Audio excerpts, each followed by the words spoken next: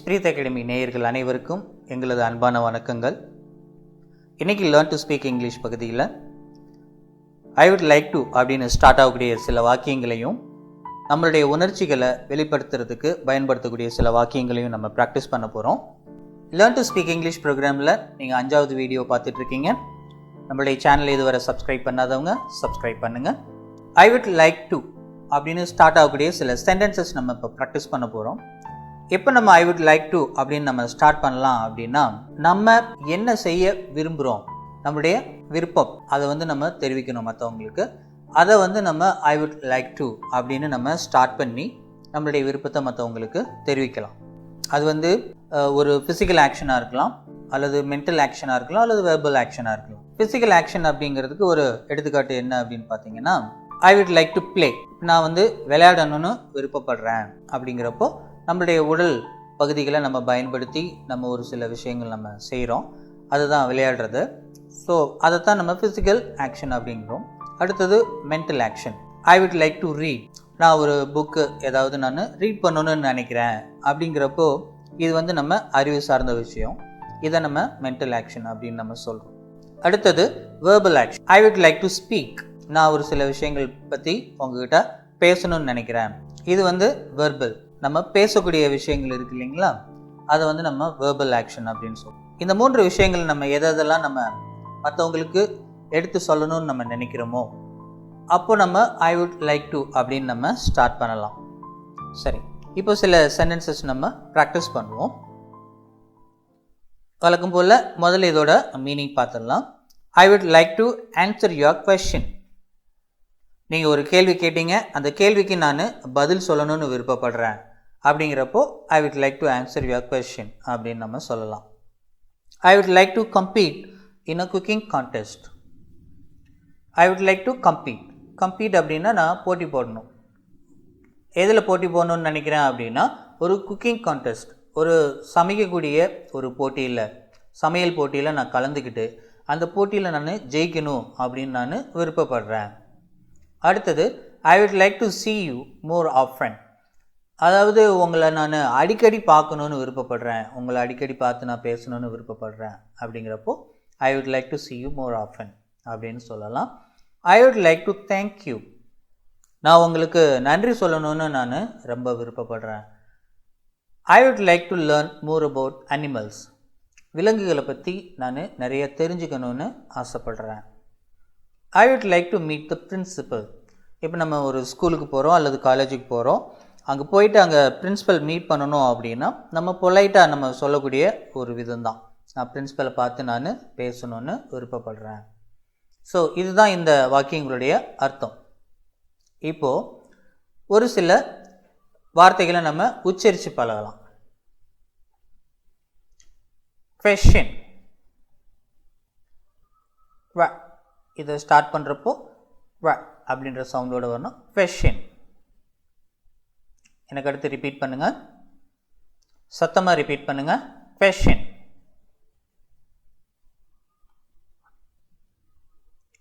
Compete.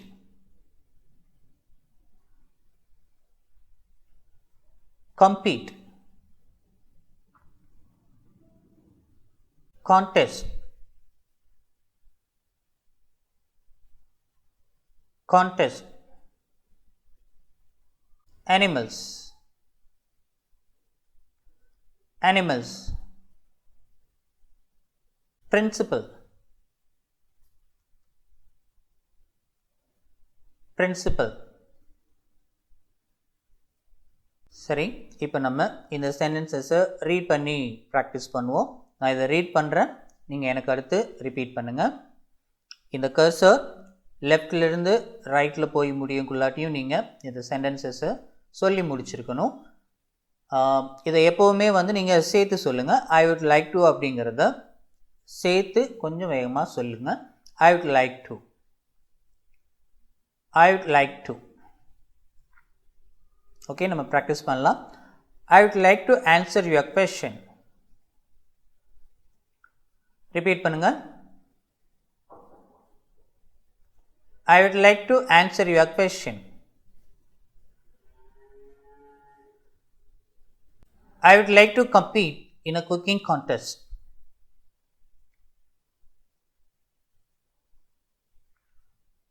I would like to compete in a cooking contest. I'd like to see you more often.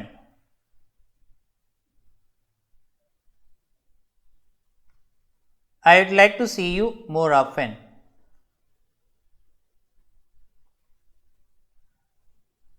I would like to thank you.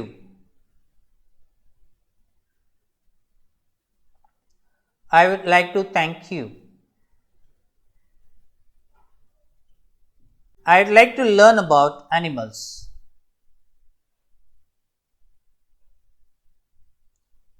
I would like to learn about animals.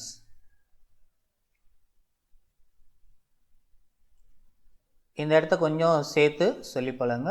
Learn about. Learn about அப்படிங்கிறத learn about. Repeat பண்ணுங்க. Learn about. சத்தமாக சொல்லுங்க. Learn about. I would like to meet the principal. I would like to meet the principal.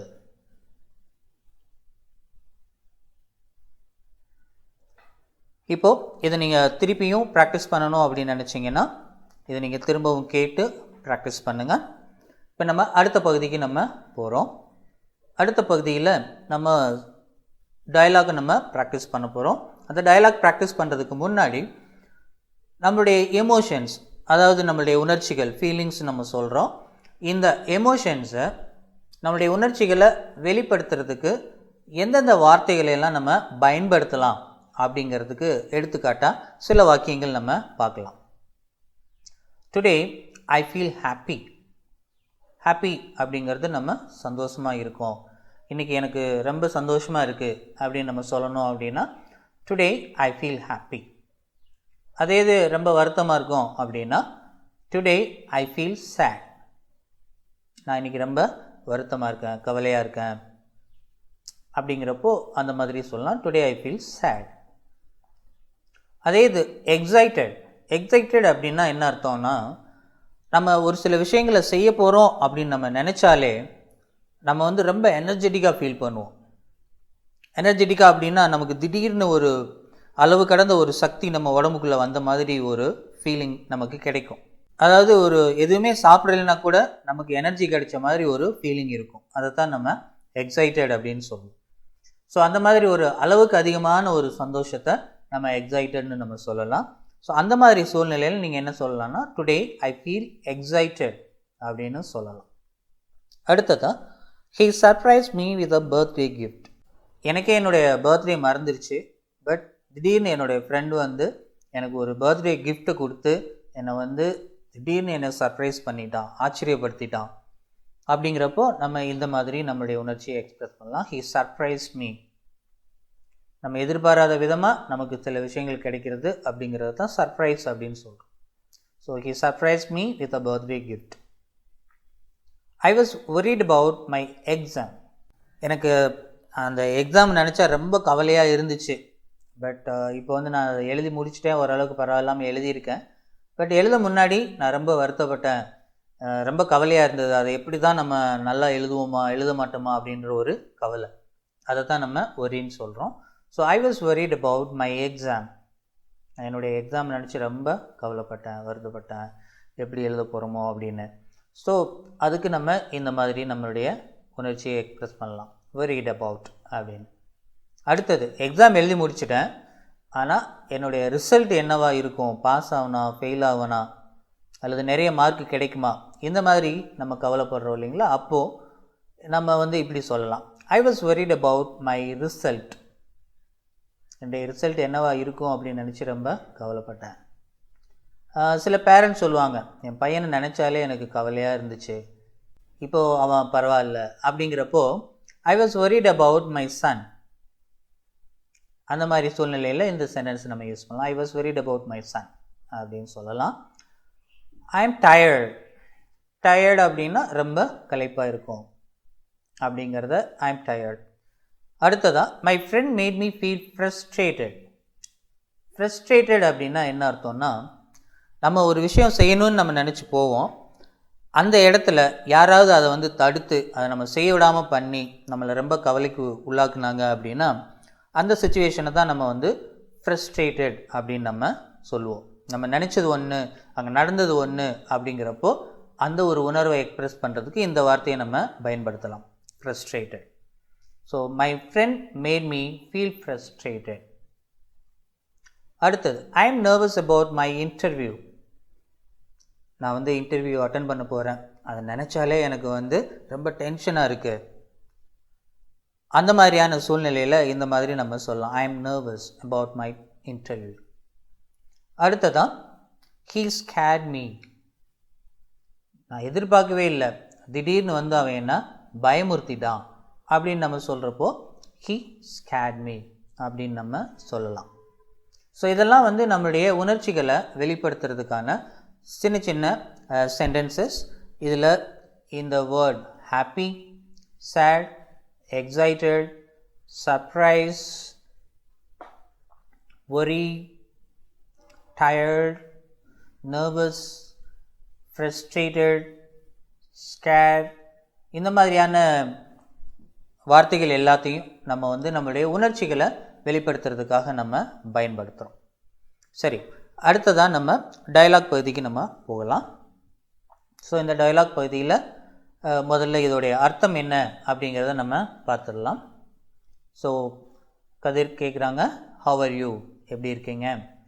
ஒருத்தவங்ககிட்ட நம்ம conversation ஆரம்பிக்கிறது இந்த மாதிரி தான் நம்ம ஆரம்பிக்கிறோம். ஹவ் ஆர் யூ கேட்குறோம், அவங்க வந்து ஐ எம் ஃபைன், தேங்க்யூ சொல்லிவிட்டு how do you feel today, நம்ம எப்படி இருக்கோம் அப்படிங்கிறத கேட்குறாங்க. How do you feel today?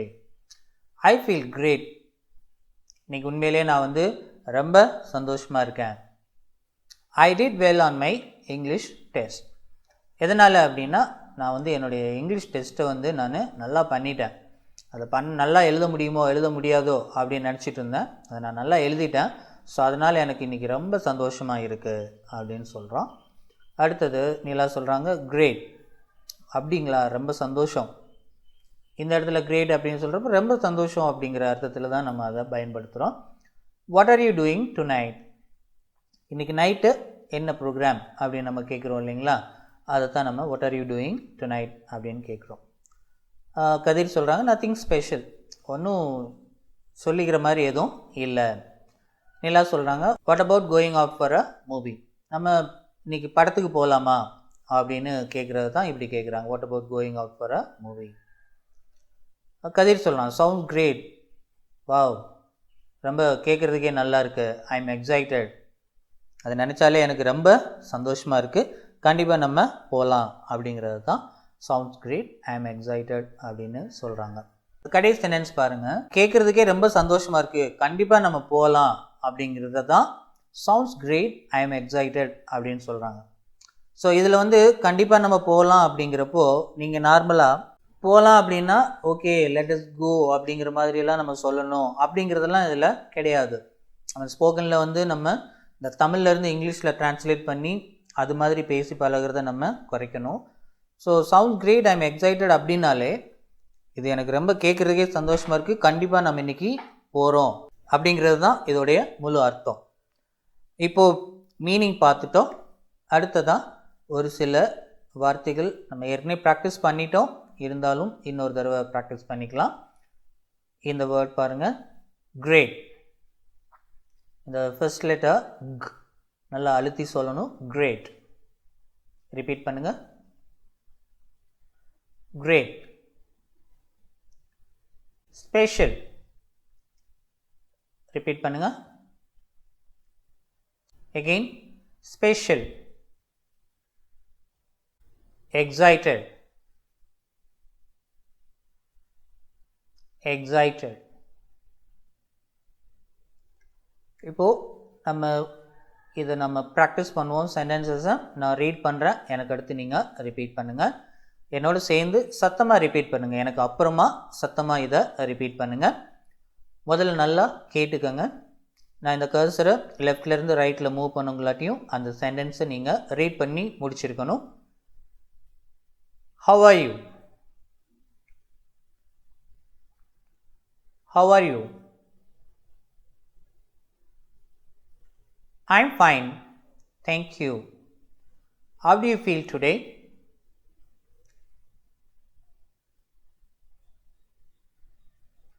I'm fine, thank you. How do you feel today?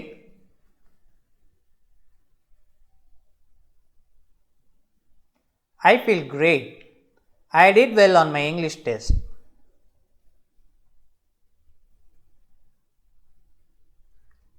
I feel great. I did well on my English test.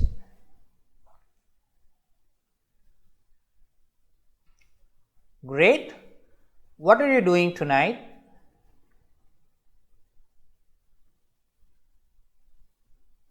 Great. What are you doing tonight?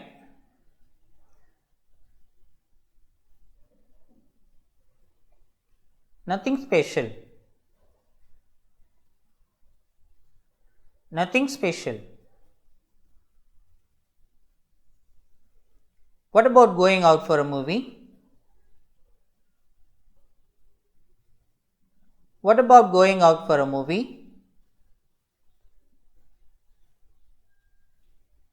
இதை சேர்த்து சொல்லுங்க. What about அப்படின்னு நம்ம தனித்தனியாக சொல்லாமல் what about. Repeat. What about? Sounds great. I am excited.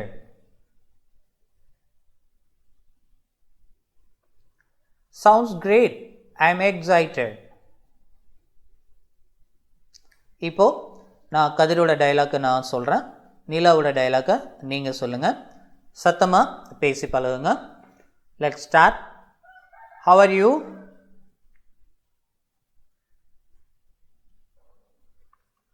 I feel great. I did well on my English test.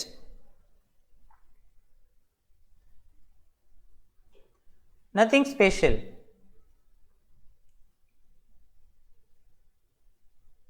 Sounds great. I am excited. நான் நிலாவோட dialogue சொல்கிறேன், நீங்கள் கதிரோட டயலாக் சொல்லுங்கள். நீங்கள் தான் ஸ்டார்ட் பண்ணணும். Start. I'm fine, thank you. How do you feel today?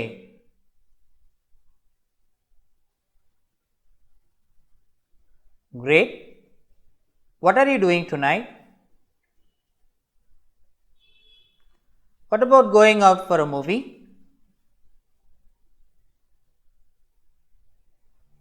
இப்போ இந்த dialogue நீங்கள் திரும்பவும் ப்ராக்டிஸ் பண்ணணும்னா திரும்பவும் கேட்டு திரும்ப ப்ராக்டிஸ் பண்ணுங்கள்.